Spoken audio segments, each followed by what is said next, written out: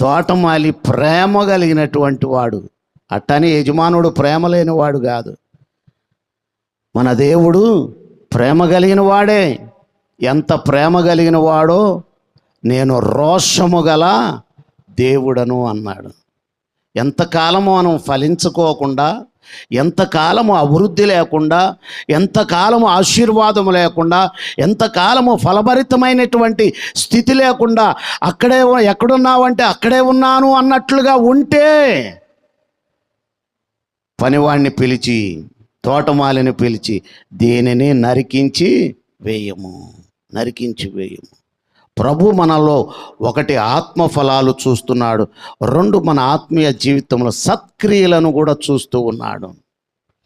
అప్పుడు ఆయన అన్నాడంట, ఈ సంవత్సరము కూడా ఉండనేము.